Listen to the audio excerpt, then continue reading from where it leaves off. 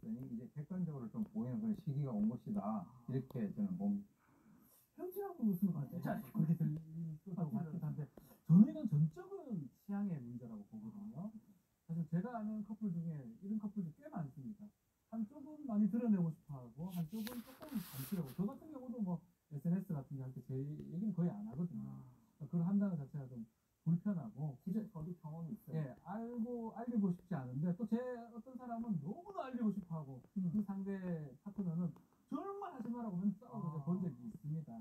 이건 정말 전적으로 취향의 문제고요. 근데 이제 부모님한테 좀 귀에 들어갔던 부분은 왜 들어갔는지 잘 알 수 없지만 이 부분은 조금 이해하기 어렵고 어쨌든 이걸로 헤어지기는 좀 저는 아니다. 좀 풀어야 된다 이 생각을 합니다.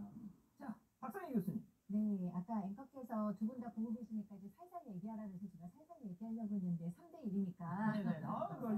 난센거 좋아, 난 센 거 그죠, 좋아. 일단 저도 취향의 문제로는 봅니다. 싫을 수 있어요. 사실 저도 싫을 것 같아요. 만약에 결혼 안 했는데 이거 같이 올리자면 저도 싫을 것 같은데 이제 문제는 취향을 넘어서서 이 남자친구의 말 스타일이나 이제 태도인데 말이 일단 너무 세요. 이런 거 선 넘는 거야. 6년 된 연인이 결혼을 정제로 여자친구가 저런 요구하는데 선 넘는 건 아니죠. 여자친구가 우리 모습 예쁘게 보이고 싶어 이런 거는 뭐 당연한 어떻게 보면 원하는 그냥 반대 그걸 선 넘는 거야. 마인드가 달라 이렇게 말이 너무 세고 두 번째는 상당히 권위적으로 보여요. 왜냐하면 네가 이걸 따라올 거 아니면 우리 헤어지고 우리 부모님까지도 이건 헤어지라 그러니까 네가 와서 부모님을 설득시켜.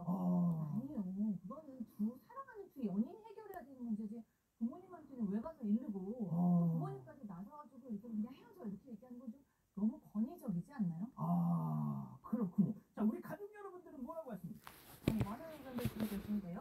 네개님 그런데 사연자도요. 뭐가 그렇게까지 티가 내고 싶을까요? 좀 이런 의견 주셨고요. 초록이님도 살짝 피곤한 스타일 같습니다. SNS 안 하는 사람들도 많아요 하셨습니다. 하지만 반대 의견도 많았습니다. 이초코님 서로 반지 낀 사진 정도 올리는 건 괜찮은데 나이가 몇인데 부모님이 나와요 하셨고요. 전부경님도요. 남자분도 그렇고 그 남자 쪽 부모님도 그렇고 나중에 결혼하면 힘들 것 같습니다. 또 이런 의견도 주셨습니다. 뭔가 이제 해답을 찾기 위해서 사연을 보내주셨는데 오히려 더 간극을 벌려놓는 그 결과가 되지 않을까 좀 심히 우려가 됩니다. 자, 사건반장 제보 메일과 카카오톡 사건반장 제보 채널에서는 많은 사연과 제보 기다리고 있습니다. 자, 문정화 선생님 보고 계신가요? 이 반려묘 자랑을 하고 싶다고 하셨어요. 올해 11살 떼순이. 떼순이는 화장실 변기 양이랍니다. 보통 양이들은 모래에다가 대소변을 보는데 떼순이는 그냥 사람이라는 거죠. 보시죠. 자, 변기를 향해 걸어가는 떼순이 변기 위로 폴짝. 예. 자, 엉덩이를 들이밀고 작은 거 발사. 와우. 자, 근데 떼순이가 신기한 게 작은 거 볼 때는 엉덩이를 밀착, 큰 거 볼 때는 엉덩이를 확 위로 들어준답니다. 따로 배변 교육을 시키지도 않았는데 처음부터 사람 변기를 썼다니 고양이는 정말 영물이에요.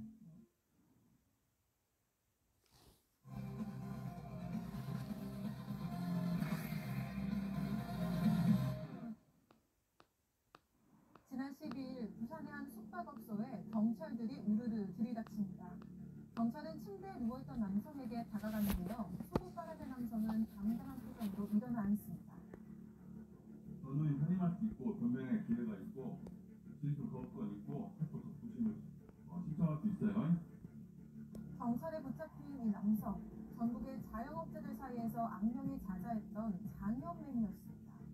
4년 전 식당을 상대로 전화를 걸어서 여기서 음식을 먹고 장염에 걸렸다는 거짓말을 하며 돈을 뜯어내 감옥살이까지 했는데 출소 2달 만에 똑같은 범행을 저지른 겁니다. 또 붙잡힌 장염맨의 행각을 짚어봅니다. 자, 저희가 2달 전에 이 장염맨 전해드렸습니다. 오윤성 교수님 그때 막 음성 분석까지 하셨어요. 제가 어지간하면 이렇게 공치사 안 하는데 사건 반장이 잡은 겁니다. 네, 결국 잡혔습니다. 그 일명 장염맨, 이 남성은 지난 2020년도에요. 전국을 돌면서 그 집 음식 먹어본 적도 없으면서 전화 걸어서 이 집에서 음식 먹고 장염 걸렸다 협박을 하고 또 돈을 뜯었습니다. 이걸로 징역 1년 실형 선고를 받았는데요. 그 이후에 돌아와서 또 비슷한 수법으로 범행을 저질렀습니다. 서울, 전북, 경기, 인천, 전국에서 의심 신고가 접수돼서 수사에 나섰습니다. 그래서 경찰이요 휴대전화 개통 지역, 통화 위치 같은 걸 확인했더니 죄다 부산 일대인 걸 확인을 했습니다.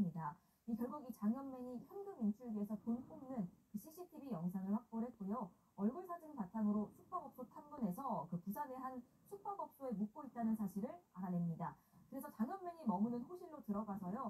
들어갔어. 체포를 했습니다. 그 당시 영상이 나가고 있는데 그 당시 표정이요. 지금 모자이크 처리가 돼 있지만 반항도 안 해. 반항도 안 해. 상당히 담담했다고 합니다. 경찰에 따르면 올 게 왔구나 하는 듯한 그런 느낌이었다고 합니다. 사실 지난 2월 말에 저희도 그렇고 장현맨 돌아왔다 이런 언론 보도가 많이 나왔습니다. 아니 우리만 했어요. 예, 그걸 보고 장현맨 잡힐 날이 머지 않았구나 이렇게 또 잡히겠구나 생각을 했다고 합니다. 검문 현장에서요 범행 모두 순순히 인정했다고 합니다. 자 교수님, 박 교수님, 네. 부산 모텔방에 처박혀가지고 사건 반장 보면서 곧 나에게 운명의 시간이 다가오겠구나 직감을 했을 거예요. 네, 그럼 그때라도 그만둬야 되는데 그만두지도 않고 그냥 뭐 잡힐 때까지 최선을 다한 모습입니다. 일단 이 사람 첫 번째 범행 당시에는 13개 식당에서 450만 원 갈취했어요. 근데 이번에 두 번째 범행에서는 피해 규모가 훨씬 더 커졌습니다. 지난 6월부터 지난달까지 휴대전화로 지역 맛집을 검색해서 불특정 다수의 전국 식당, 카페, 반찬 가게 3,000곳에 전화를 한 후에 식사 후에 배탈 설사에 시달렸다, 합의금 달라, 거짓말을 보상해주지 않으면 영업 정지시킨다, 도청에 아는 고위 공무원이 있다라고 협박했고요. 일부 식당에는 본인이 무슨 로펌 대표다라고까지 이제 소개했어요. 피해 당한 사장님만 418명, 그리고 보상금 명목으로 100만 원, 200만 원 등 해서 9천만 원이나 이렇게 뛰었습니다. 자, 이놈이 진짜 얼마나 나쁜 놈이냐면요. 그 아까 로펌 대표를 사칭했다고 그랬었잖아요. 그때 이제 김밥집 사장님, 여자 사장님한테 전화해서 내가 로펌 대표인데 여기서 만든 김밥 먹고 배탈이 났다. 민사소송 걸겠다. 법무팀 통해서 했더니 그 전화 받던 김밥 사장님이 쓰러지셨습니다. 자, 한 식당에서는요 직원들이 사장을 바꿔주지 않았대요. 장염 걸렸다라고 막 헛소리를 하니까. 자, 그럼 그 당시 어떤 대화가 오고 갔는데 직접 한번 들어보세요. 네, 선생님 죄송한데요. 좀 전에 전화 내용에 대해서 이제 처음에 전화 받았던 직원 아니 지금 쉬는 날이어서 내용을 잘 저기요 몰라서 말장난하지 말고요. 네, 전화 지금 다시 누굽니까? 직원인데요. 그날에 저희가 직원이 지금 나한테 지금 연락을 하고 지금 몇 시간 폐업하니 했습니까? 아닙니다. 죄송합니다. 저희가 내용을 좀 아나 진짜 장난하나 진짜. 저희가 그날 담당자분을 확인하고 다시 딸 차하지 말고 사장 전화번호 문자로 지금 바로 보내요. 아니다 바로 여권 바로 처리 시킬 거니까. 지금 장난하신다. 그때 교수님이 음성 분석을 하셨어요. 네. 제가 이제 저 사건을 이제 그 이전에도 제가 좀 분석을 한 적이 있는데 그하고 똑같았어요. 왜 그러냐면 굉장히 교만하게 얘기를 하면서 그리고 이제 너는 상대 안 하니까 사장 바꿔라. 그리고 이제 거기에서 주로 이제 쓰는 게 처음에는 뭐라고 얘기했냐면 자기가 변호사라고 하기 전에 초기 단계에는 법무실에 연락해. 이런 얘기를 하다가 이제 조금 있다가 이제 변호사가 됐더라고요. 그러고 난 뒤에 이제 법적으로 또는 영업 정지를 시키겠다 이런 식으로 이제 그 얘기를 하고 있는데 실제로 인터넷 검색에서